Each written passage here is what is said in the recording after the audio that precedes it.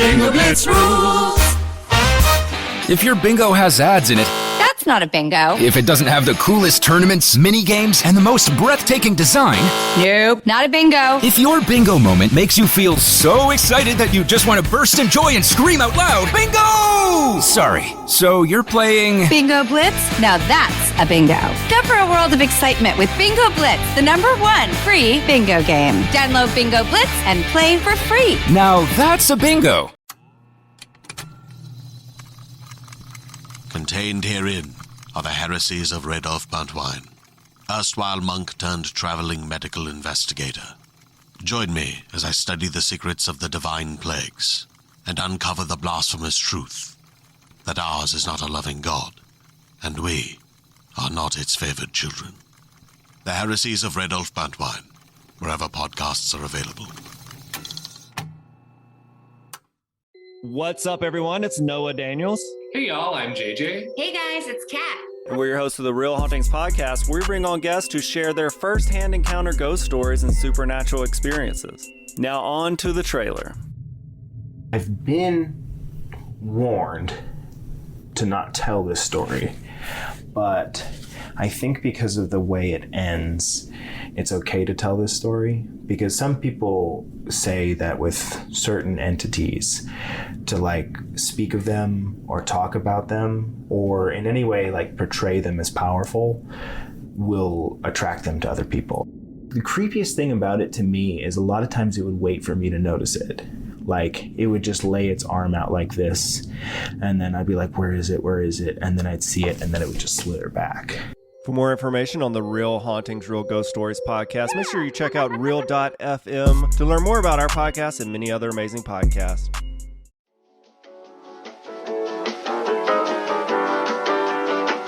Welcome to See You Next Tuesday. We have some shit to talk, some gossip to discuss, and I wrote down things I need us to talk about. Okay. I have one, too. It's just one thing. Okay, what do you want to talk about? No, go ahead. No, what's your thing? Have you seen how these people, these caregivers for foxes, are wearing fox masks? The animals. Yeah. Like they take not care people of, who they have fallen rescue, victim to Fox News. Okay. They rescue fox. And they put on little fox furry costumes, so then the baby fox doesn't imprint on them as a human, and it will imprint on an actual fox later. One moment. So Stephanie Meyer is a lot of things. And first and foremost, she's a Mormon. Like, we all need to know that first and foremost, that bitch is a Mormon. And in true Mormon fashion, she's a cultural appropriator as well. But it does shock me when sometimes she gets things right, I guess. I have not ended up on this rabbit hole of foxes and their caregivers. I've been waiting to talk to you about this. Now I can't find it, but I know I sent it to my sister. So give me a moment. I love that your For You page is nasal It's not polyps. even for you. This was on Instagram. Oh, wow. Yeah, that is... Instagram will serve you things that you go, how did I get here? Well, I follow... I follow Fox caregivers. Now News, and they reported on it. Maybe I sent it to them on Instagram, and that's why I cannot find it right now. But this is gonna make you feel weird. And I just can't wait for you to see this. Oh yeah, there it is. Now this news. You're not ready, Meghan. Like, you're legit not ready for this. I've sent it to you on Instagram. Let the record state that, like, I'm not even cool with people dressing up like Mickey. I'm not even cool with Mickey at Disneyland. Like, the only reason why I can handle Monkey Man is because Dev Patel is super hot. And I'll just close my eyes when he has the mask on. Nope.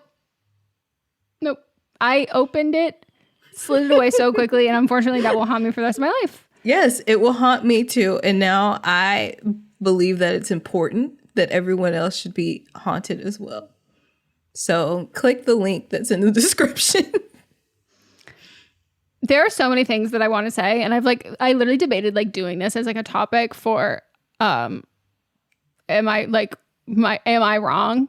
Because I have like a very, I think, unpopular belief system that involves not animals necessarily, but involves people who what people do for animals that they would never do for a human. Mm-hmm. And that is an example of that. And I'm actually never going to be the same. That's my new demon. That's my new sleep paralysis. That's my new waking hours demon. Because sleep paralysis regardless. It is clearly a furry costume, but they made it too well. They made it too well. It looks like a matted fox. It's been, because that's how fox look in the wild. Like they're a little matted. And it looks like that. What's that? It looks like Fantastic Mr. Fox like got in a bar fight. Yeah, I was gonna say him or that Who's other that, like, fox, grungy fucking fox. I was thinking that one that's a meme. Yeah, the one that's like fucked up, like the one who's been through some shit. That's what that looks like. That movie that's about like racism, but they don't say Zootopia. No, and that's what that meme looks like, is the Zootopia fox who's been through some shit. By the way, Zootopia is a great fucking movie. That's fine. Have you seen it? Yeah, I saw it in theaters. When I used to do Big Brothers, Big Sister, whatever it's called. I took my little sister to see it in the theaters.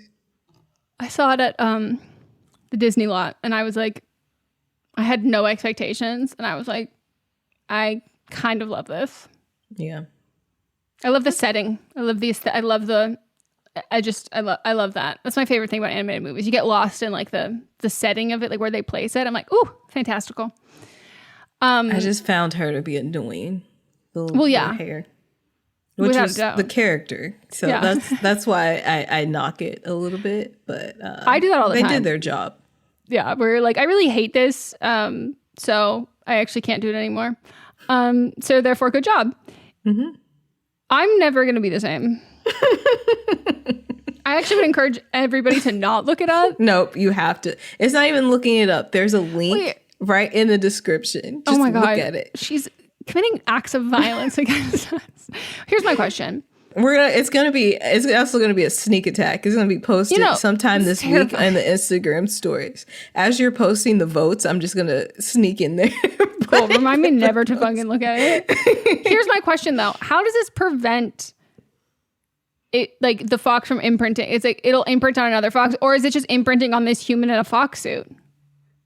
Look, fox doesn't look enough like another fox in the wild that they're gonna forget. Like they're gonna be like, whoa, why is the other fox not 5'7"? Like I didn't listen or read anything about this because it was too much. It was too much. I had to get out of there so quickly. But I just got that it was imprinting. And that's all I have to say. Stephanie Meyer somewhere, it's got her pen in hand, and we should be afraid. We should be fucking afraid of what else is going to come out of her brain. Wow. Actually, no. And unfortunately, she would have to have a dream about it, and then she could write it. You know, that's Edward Kane to her in a dream. Oh, yeah. I heard that. And I'm still obsessed with that Robert Pattinson interview where he's like talking to the interviewer, essentially like, help me. This one is fucking like, he came from a dream and she like wanted to fuck him. It's like, now I have to play him in a movie. And I was like, if I was an interviewer, I'd be like, do you need help? He was very much giving that energy. Speaking of, apparently I have made my like fucking love of Kristen Stewart so well known that not only have people been tagging me in like all of her new photo shoots, that Mott is sending me like videos and like, do you see her new photo? Like he will bring it up. And I'm like, thank you for knowing this love of her. And then it inspired me to then go on my Letterboxd account. And I was like, you know what? I have not rated my favorite Kristen Stewart movie, which is Speak. And I was reading the reviews. You were going to say Well, of course I put Charlie's Angels, and then I related to the Letterboxd meme where it was like them being like, me rating a movie that is 2 stars, 5 stars because it's a cinematic masterpiece. I was like, me rating the Charlie's Angels remake. And I was reading the reviews and I was like, this is really fucked up. Like, I think these people are all like so mean and I'm trying not to take it personally, but like, it's very hard for me. And then I rated Speak, and then I read those reviews and I was like, oh, here are my people. Here are my people. And I'm just like, it's my new obsession. I love Letterboxd. Like, I love reading the reviews because it's like how I review movies and how other, like, we're on the same wavelength. And I think we need to get rid of everything else. I don't know that I wrote anything for Speak. Let me see what my recent reviews are. One of my most recent reviews is The Polar Express. I gave it 5 stars, and I said, would you believe me if I said this is my favorite movie? I've never seen it. Oh my God. First of all, I am the only person who loves that movie. It's scary. Yeah, it's terrifying. I don't get that at all. It gives me like such comfort. Like, I fucking love it. I think it's also because like the book was my favorite book growing up, and like I love it. I also rated Sorry to Bother You recently, and my review is Coraline for adults. Fair. Exactly. Pan's Labyrinth. I confused this movie with Bridge to Terabithia. I was not prepared, which is a true story, unfortunately. I didn't think you were lying. Yeah. The Notebook. Bring back Nicholas Sparks movies with fucking. The Shape of Water. Is this sexier than Shark Tale? Lady Bird. I too hate Sacramento. La La Land. I can't believe Ryan Gosling invented jazz in North Hollywood. And then my Captain Marvel one is just like, of course, what would it be? I'm ready to resend this and make this a 5-star review if you give us the fucking love story we've wanted this whole time. Shrek, Smash Mouth owes everything to the Scottish green boy. I gave Dunkirk 0.5 star. Many Sounds review. Yeah, I think one of my favorites, Saltburn. But you haven't seen it yet, have you? Nope. So I can't tell you my review. You can't. There's no spoilers, but it's still. And then I love making my little, what am I going to watch? And like the fact that like my watch list, it just really like goes through who I am as a person, because on there we have Good Will Hunting, which can't remember if I've ever seen. And it's also right next to The Irish Wish, which I also need to see. Oh, I thought you watched it. No, on St. Patrick's Day. Unfortunately, my culture was not supported in the way that it should have been at my home. We did not have corned beef and hash, nor did we watch The Irish Wish or Luck of the Irish. And now that you brought it up, I don't Honestly, know how when you distracted said me. Irish Wish, I was thinking Luck of the Irish. So I take back what I just said. Well, Mott has never seen Luck of the Irish. And I was like, first of all, I've it's even a seen it. sports movie. So like, and he goes, it's a sports movie? That boy, I had such a crush on him. Oh my God, who didn't? I know. He was such a chameleon. He could shapeshift And into he can any role. dance. Yeah, he can move. Mm-hmm. And he had little frosted tips. Yep. And then you've got The Zone of Interest right next to The Craft. And you've got The Craft is a perfect movie. I know, and I have never seen it. I know. We have to do it for But Am I Watching? Okay. We 100% have to do it. Okay. Maybe we wait till... No, we don't wait. Spooky season? We can wait till think spooky season. We can wait. We can wait. That was like the first rated R movie I ever watched. Oh, no way. Yeah. That's funny. And I shouldn't have been watching. I was only watching it because I was at a friend's house. My parents wouldn't have let me watch it. That's how it goes. And then, of course, The Craft is next to Princess and the Frog, which I've also never seen. I love hearing. I've never heard the original songs, but I love when I hear other people cover the songs on TikTok, and I'll be like, "That's beautiful. What is that?" And then it's from that. My issue is that up until this year, I believe, Disney hasn't had like a movie with a black lead that didn't change into an animal or some being for the majority of the film. And I didn't know that until recently. the movie that just came out with Ariana DeBose, Wish. Well, I guess it came out last year. Is like the first one, I believe. I thought that she kissed a frog and then turned into a prince. She had to be the frog? Yeah, she's a frog for a lot of the movie. When I watch a princess movie, I want to see a princess. I want to see gowns. I want to see hair. I want to see tiaras. I want to see little slip. Now We do see it, but like it's not for that long. Oh, no. Now I don't even want to see it. Like, I don't. What? That's why I'm like trepidatious because they keep talking about the live action and they've now made, you know, she has at Disney World, I believe I think at both Disney World and Disneyland, she has a restaurant. Yeah. But they've now made like a ride as well with a like full animatronic. I think they took over, they rebranded the, I think there was a fox in that, or a bear, the bramble something. It was an animal ride. Yeah. And now like people are like the live action is coming. And I'm like, the only way I want the live action is if she's not.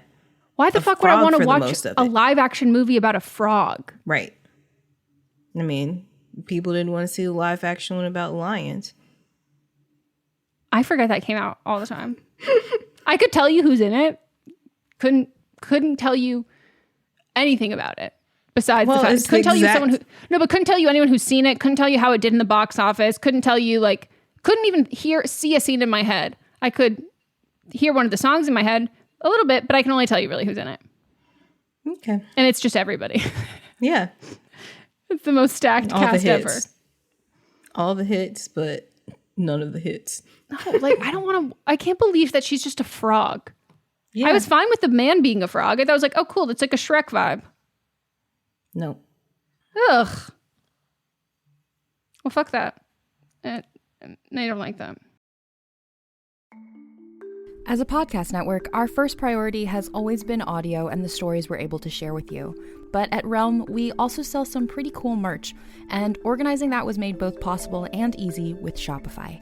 When you think about successful businesses like Aloe or Allbirds or Skims, an often overlooked secret is the business behind the business that makes selling and, for shoppers, buying simple. For millions of businesses, that business is Shopify. That's because nobody does selling better than Shopify. It's the home of the #1 checkout on the planet. And the not-so-secret secret that's definitely worth talking about is that Shop Pay boosts conversions up to 50%. That's more happy customers and way more sales going. If you're hoping to grow your business, your commerce platform better be ready to sell wherever your customers are scrolling or strolling, on the web, in your store, in their feed, and everywhere in between. Businesses that sell more, sell on Shopify. Upgrade your business and get the same checkout we use with Shopify. Sign up for your $1 per month trial period at shopify.com/realm, all lowercase. Go to shopify.com/realm to upgrade your selling today. Shopify.com/realm.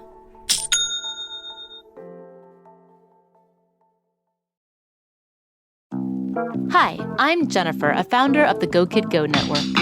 At Go Kid Go, putting kids first is at the heart of every show that we produce. That's why we're so excited to introduce a brand new show to our network called The Search for the Silver Lining, a fantasy adventure series about a spirited young girl named Isla who time travels to the mythical land of Camelot. Look for The Search for the Silver Lining on Spotify, Apple, or wherever you get your podcasts. With something like 5 million podcasts, finding a really good one can take a ton of time. So let me recommend one. It's called Something You Should Know. I'm the host, Mike Carruthers, and in each episode, we discuss topics that can be really helpful, like how to read people better, the psychology of crowds, or fun things like the story of Legos, or why you probably wouldn't be here if it weren't for horses. Something You Should Know is the name of it, wherever you get your podcasts.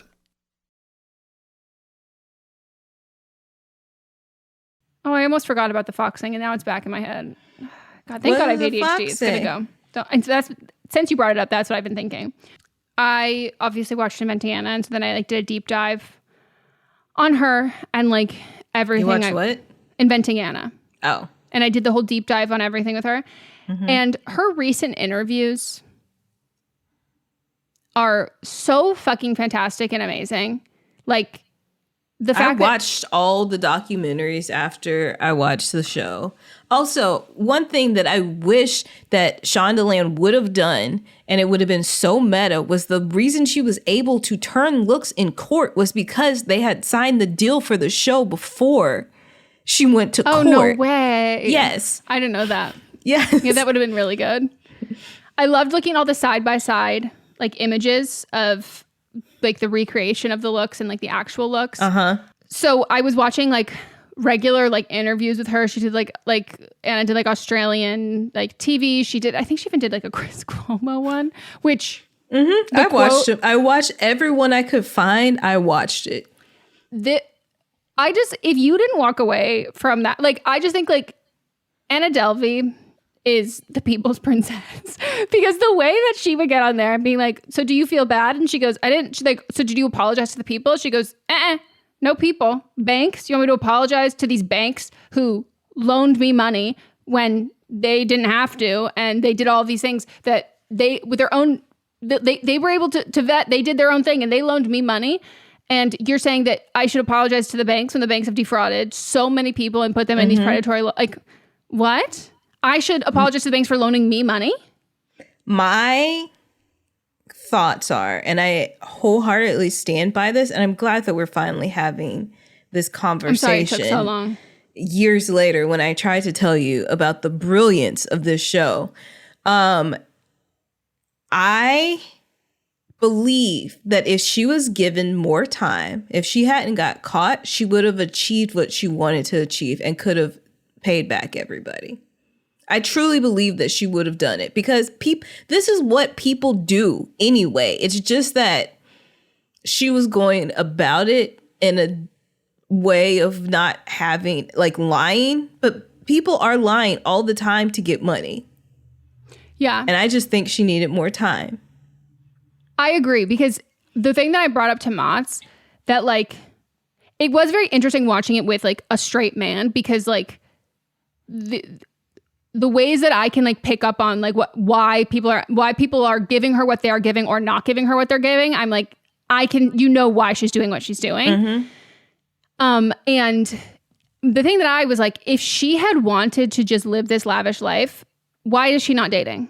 Why does she not have a boyfriend? Why does she not have someone to just sign the checks? Why is she not, like, desperate for money?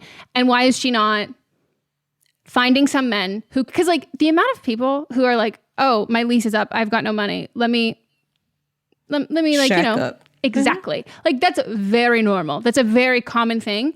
And rich men are, it's not necessarily always safe, but, like, there's a lot of people with money who are very comfortable, you know, having that exchange for relationships.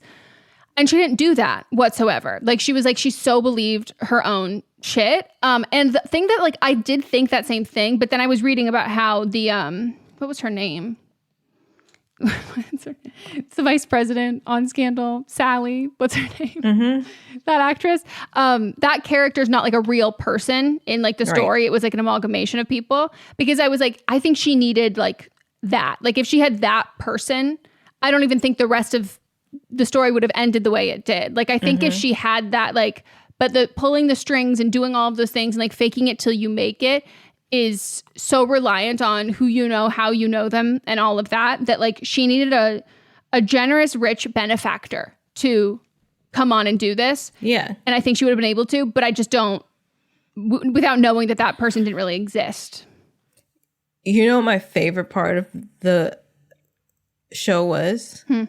Was when she met Billy McFarland, the Firefest dude, and he tells her his plan, and she goes, that is the dumbest thing I have ever heard, or something like that. I forgot what she said. That is the dumbest thing I've ever heard. It was so good. I also, Shonda, my hat's off to you constantly, but the casting of Billy McFarland, I had to pause and I go, is that Billy McFarland? Yeah. I was like, Man looks striking resemblance. And you know that actor was like, finally, my time has come. That's like if someone says, we need someone to look like Rosamund Pike. And I'm like, step aside. Like this man, as soon as Billy McFarlane came out with all of the Fyre Fest shit, there's not a day he probably goes by without someone going, you know who you look like? And he goes, I do. Unfortunately, I know exactly what I look like. But I was like, that was a good call. I thought all of the casting was like really spot on when they did like who they were and like who was playing them.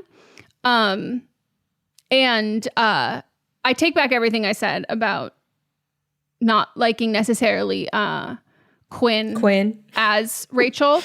We got to the end and I went, oh, I know why. This makes total... Because I was like, Quinn's got like acting chops. Like Quinn is like...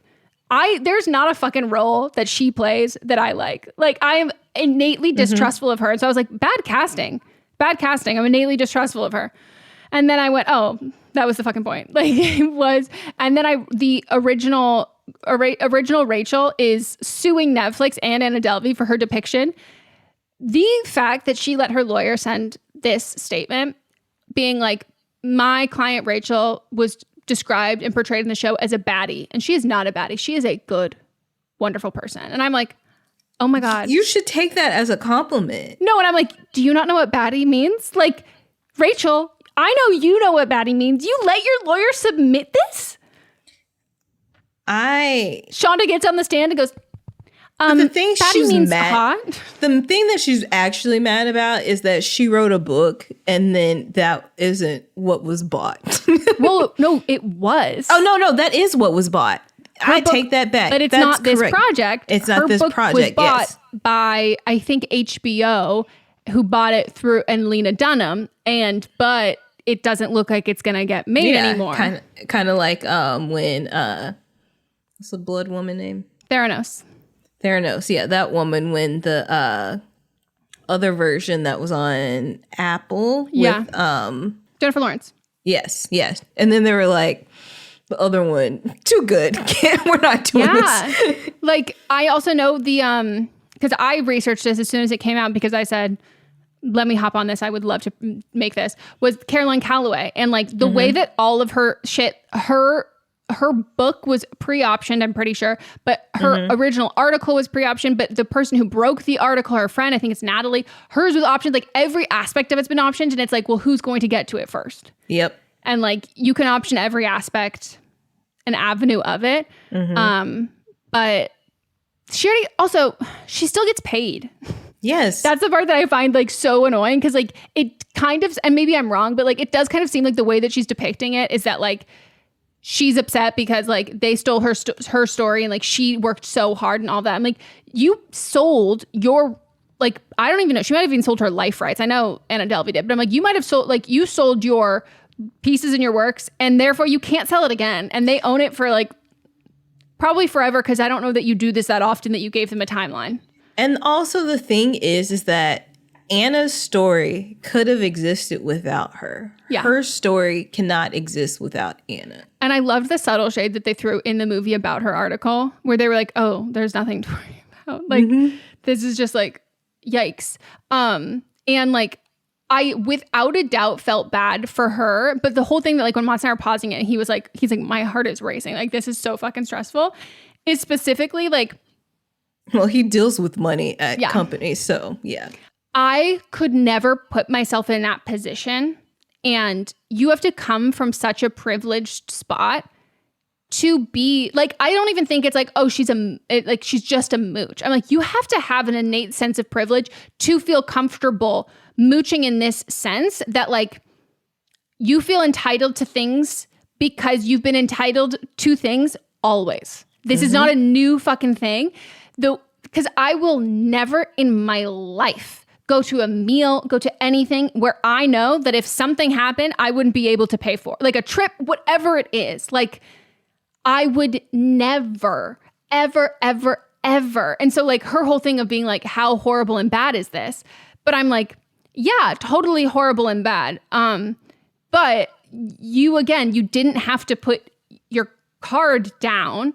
And like, do I think you had another option? What I would have done, and this is what I told Mons, was like, I would have called, like, I don't, if she has, my assumption is she has a family that has money. So I would have like called And part of the reason I think if she did and she didn't call, it's because like people, they're like, I can't, my parents would be like so mad at me. And I'm like, they wouldn't be more mad that you're stranded in a fucking foreign country with like armed guards. Like, okay, it's all about images. And I'm like, that's rich people shit. It's all about the image. And there's a reason why Neff isn't on these trips, because Neff is like, I'm not about to go somewhere where I have to rely on other people to foot the fucking bill. Like, that's not a safe position to put yourself in. And Neff knows that, and that's why Neff got paid back. But like, if you're comfortable just going along for the ride, there's a reason why. There's a reason why you felt comfortable and you trust that and you rely on that. You have an implicit trust of these incredibly rich, wealthy people, which I'm like, you only have that if you have a familiarity. So I was like getting so like heated and worked up about it, but I love who they cast to play her lawyer. I thought he was so good.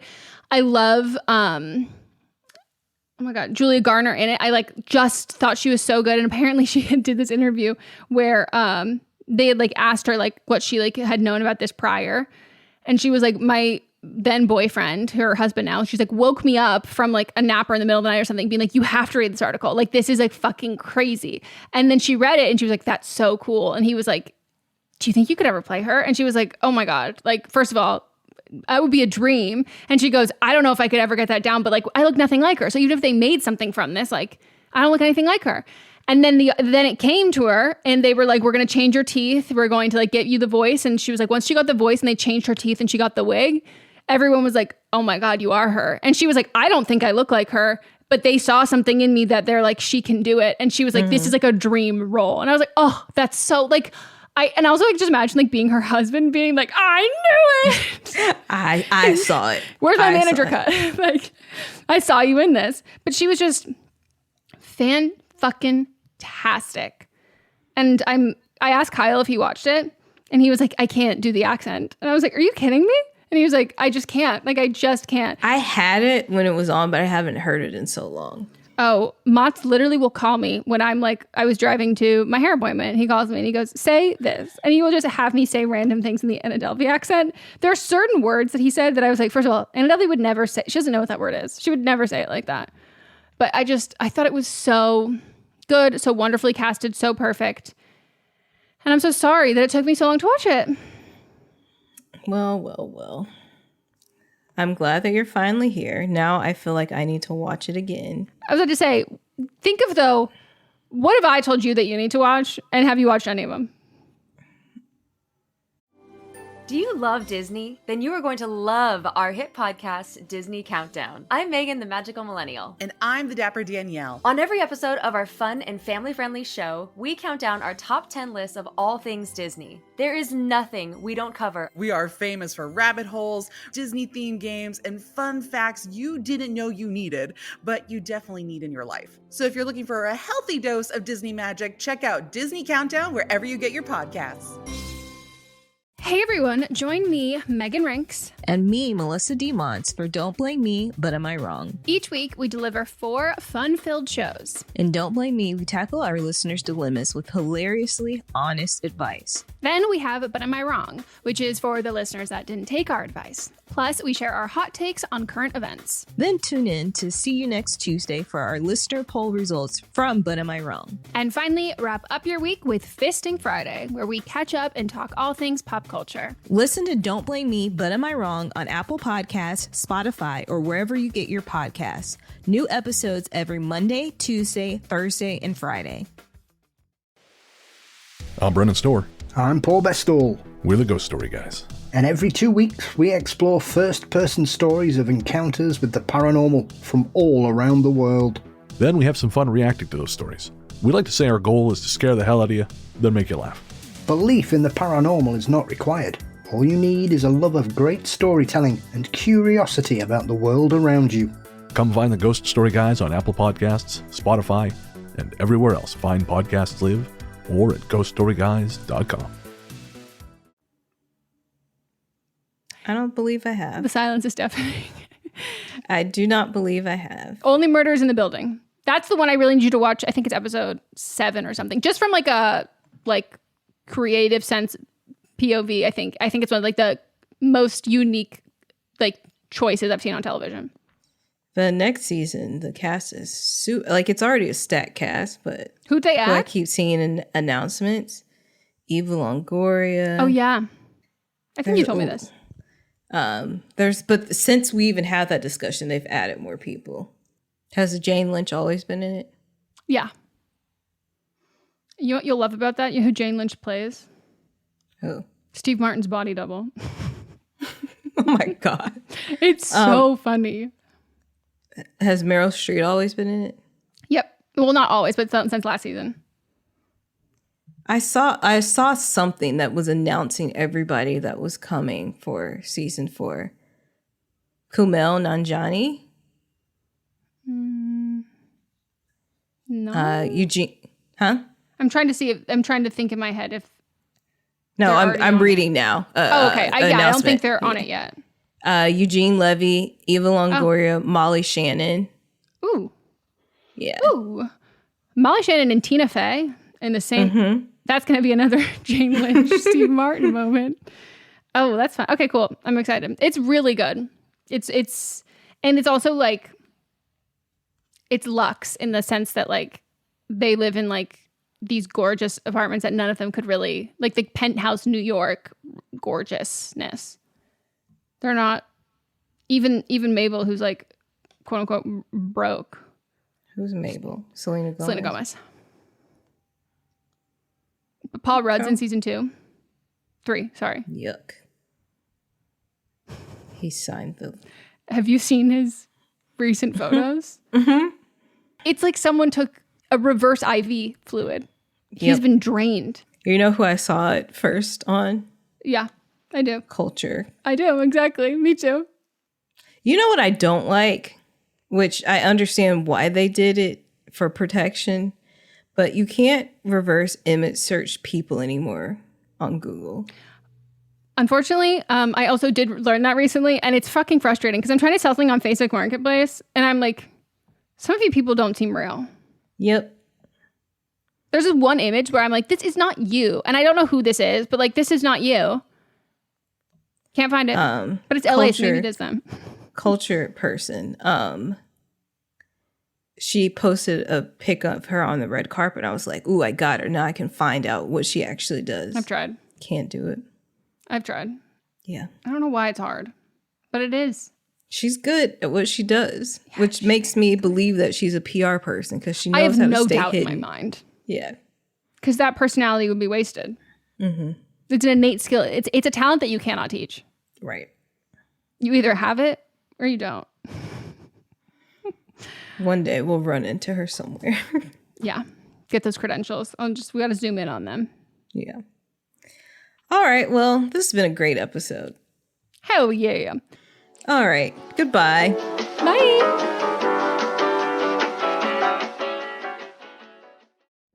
Welcome to the small town of Chinook, where faith runs deep and secrets run deeper.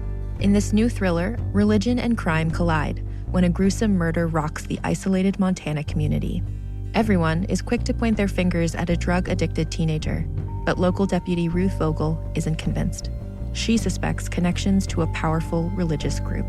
Enter federal agent V.B. Laureau, who has been investigating a local church for possible criminal activity. The pair form an unlikely partnership to catch the killer, unearthing secrets that leave Ruth torn between her duty to the law, her religious convictions, and her very own family. But something more sinister than murder is afoot, and someone is watching Ruth. Chinook, starring Kelly Marie Tran and Sanaa Lathan. Listen to Chinook wherever you get your podcasts. Hi, this is Rob Benedict. And I am Richard Spate. We were both on a little show you might know called Supernatural. It had a pretty good run, 15 seasons, 327 episodes. And though we have seen, of course, every episode many times, we figured, hey, now that we're wrapped, let's watch it all again. And we can't do that alone, so we're inviting the cast and crew that made the show along for the ride. We've got writers, producers, composers, directors, and we'll of course have some actors on as well, including some certain guys that played some certain pretty iconic brothers. It was kind of a little bit of a left field choice in the best way possible. The note from Kripke was, He's great. We love him, but we're looking for like a really intelligent Duchovny type. With 15 seasons to explore, it's going to be the road trip of several lifetimes. So please join us and subscribe to Supernatural Then and Now.